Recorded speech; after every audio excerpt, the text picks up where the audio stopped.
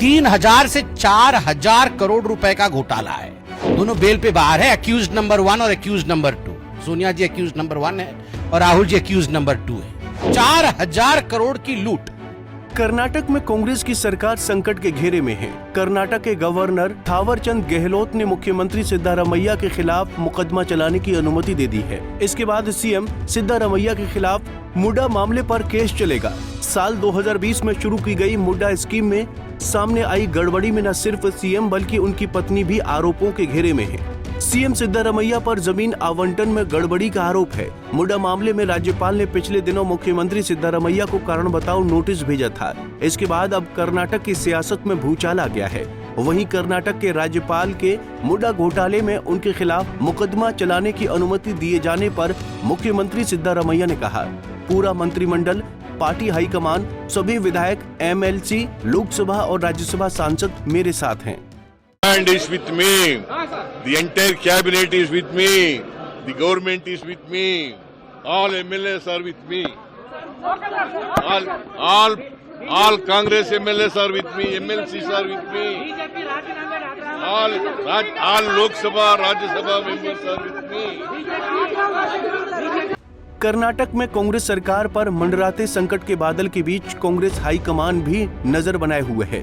इस मामले पर कांग्रेस नेता अभिषेक मनु सिंघवी ने कहा कि ये चुनी हुई सरकार है। भाजपा ने अपनी पार्टी को निर्वाचित कराने के लिए भारी मात्रा में धन खर्च करने के बाद इसका चुनाव किया गया। अब आप इन तरीकों से इसे अस्थिर करना चाहते हैं। ये राज्यपाल की गलती नहीं है, ये उनके गुरु हैं जो उन्हें आदेश दे रहे हैं। राज्यपालों को इस तरह कार्य नहीं करना चाहिए। Look at what has happened here. This is an elected government. It was elected recently.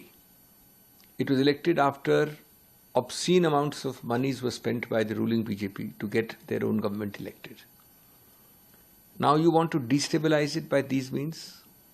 Any complainant, anybody on the street comes and makes a complaint. How many times has the governor entertained such complaints? A friendly governor then gives consent, sanction, permission. Obviously, it is not the poor governor's fault. It is his master's voice dictating things. And HMV doesn't work in constitutional law. Most astonishingly, the governor is bound by the aid and advice and acts on the aid and advice of the cabinet of the state. This is as old as our Indian Republic, it is as old as our constitution, it is as old as Shamsher Singh's judgment, it is as old as Nabam Rebiya's judgment, there are any number. Now in this case, without the chief minister in any way being part of it, he was not even present in the meeting, they decided recusal. The cabinet gave a detailed reasoned order why the governor should deny sanction. That cabinet advice was given long ago. It is completely binding on the governor. It does not come under any exception of the constitution by which the governor can act on his own. राज्यपाल की अनुमति के बाद विपक्षी दल BJP Congress को जमकर घेर रही है और सीएम सिद्धारमैया के इस्तीफे की मांग कर रही है। बीजेपी ने इस मामले पर प्रेस कॉन्फ्रेंस की। बीजेपी प्रवक्ता संबित पात्रा ने कहा कि सिद्धारमैया ने 4,000 करोड़ रुपए का घोटाला किया है। कुछ दिनों पहले मुदा लैंड स्कैम, मुदा मतलब मैसूरू अर्बन डेवलपमेंट का ये जो अथॉरिटी है, ये जो पूरा मैसूरू में लैंड अलॉटमेंट देखती है, उसकी डेवलपमेंट को देखती है, उसमें किस प्रकार लैंड अलॉटमेंट में घोटाला हुआ है यह उजागर हुआ था। उसको लेकर कुछ सिविक सोसाइटी के लोगों ने, जो हमारे सिविल सोसाइटी के इंटेलेक्चुअल्स हैं, उनमें से कुछ टीजे अब्राहम, प्रदीप जी, स्नेहमयी कृष्णा, इन लोगों ने कर्नाटक के गवर्नर थावरचंद गहलोत जी को एक पिटीशन दिया था और पिटीशन में they had demanded that a permission should be granted for prosecuting the chief minister of Karnataka. और आज आपने देखा है कि गवर्नर ने पहले तो राज्य सरकार से पूछा था जवाब, और जवाब में राज्य सरकार ने जो सफाई दी थी उस सफाई को दरकिनार करते हुए, क्योंकि उस सफाई में तथ्य नहीं प्राप्त हुए थे, उस सफाई को दरकिनार करते हुए आज गवर्नर साहब ने सिद्धरमैया जी के ऊपर केस चले, सिद्धरमैया जी के परिवार ने, सिद्धरमैया जी ने लैंड अलॉटमेंट केस में घोटाला किया है, यह स्पष्ट होता है और इस पर केस चले इसकी अनुमति प्रदान की है।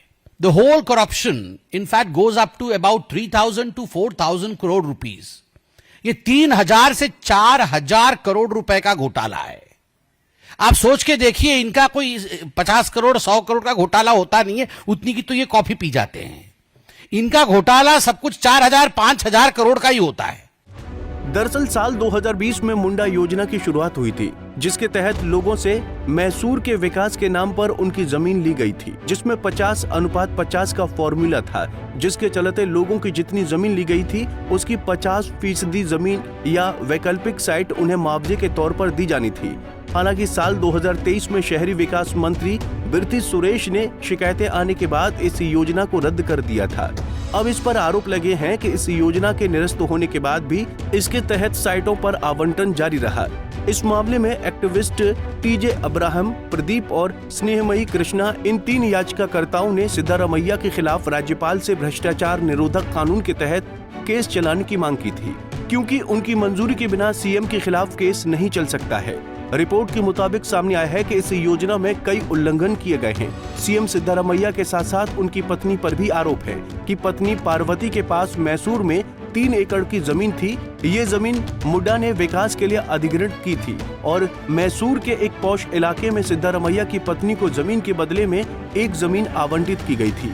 आरोप है कि सीएम की पत्नी पार्वती को जो जमीन आवंटित की गई थी वो उनसे मुंडा द्वारा अधिकृत की गई जमीन की कीमत से ज्यादा की थी।